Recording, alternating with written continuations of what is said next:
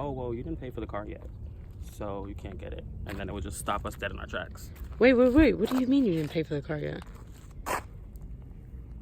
Oh, what the did I get myself into? What's going on, YouTube? Welcome back to Who Did That? In today's video, I bought a salvage car from an online auction called Copart. Copart is where basic people who don't happen to have broker's licenses or dealer's licenses can go and bid on cars. Certain states require different documentations than others, such as California, where I did need a broker, unfortunately. But luckily, I knew somebody who knew somebody, and they were able to hook a brother up. So the car that I bid on was a 2013 Dodge Dart with 47,000 miles on it. Keep in mind that I bid on a car that I did not see, just looked at a few pictures, read the description, and thought I was good to go. Never towed anything before, never hooked up a tow trailer.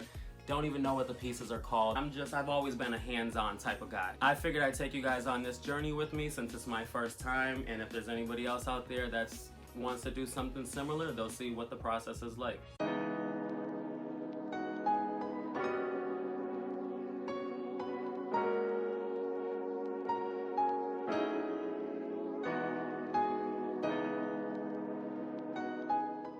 So my first mistake was showing up to U-Haul with no ball hitch. Fortunately, they had one that I could rent for $5, and I had to buy the brake light adapter, which I purchased for $13.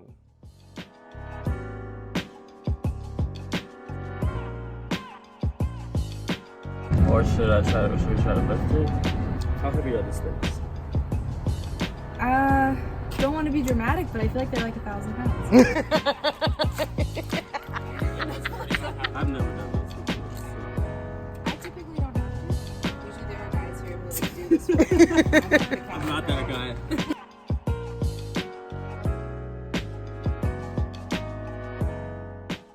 Alright, so as I was backing up and the trailer connected, the ball hitch ended up coming out a little bit.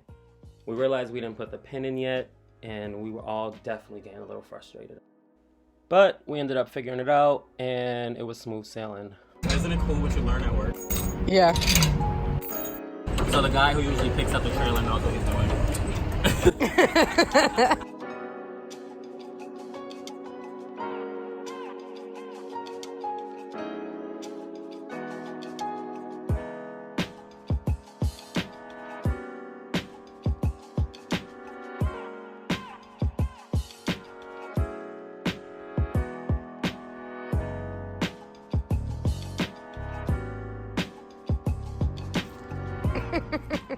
As I was walking in, my heart was racing because I wasn't sure if the money had cleared yet. But luckily enough, by the time we got there, everything was good to go, and she told us to pull around back.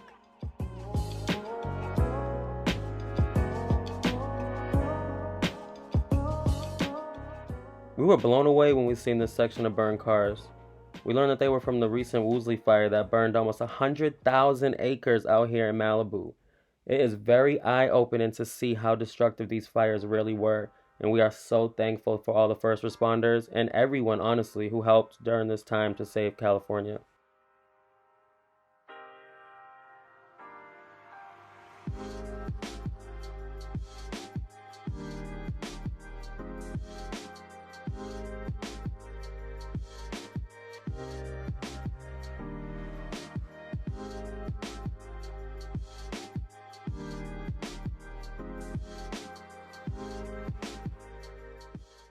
Make sure you move the wheel straps out the way so you don't park on top of them.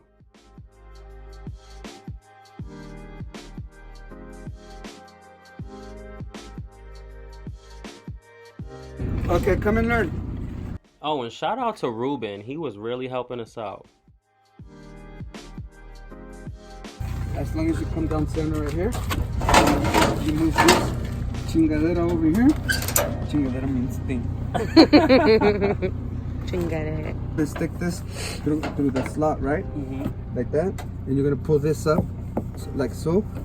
So now you start cranking it. Okay. Look at what it's doing, okay? This, you pull it, and see this where it's right here? You go right here, like that. Oh, it loosens by itself. It loosens by itself. You take this right here, you go right here, back through this little hole, and you pull it.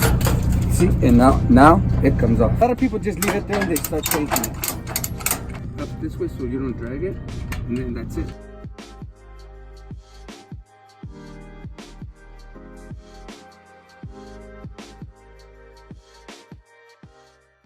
And please, guys, don't forget to put up the emergency brake.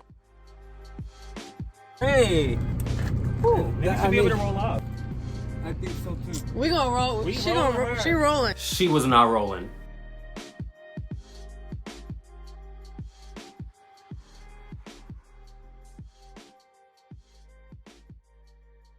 Shoot, I thought the hardest part was already over.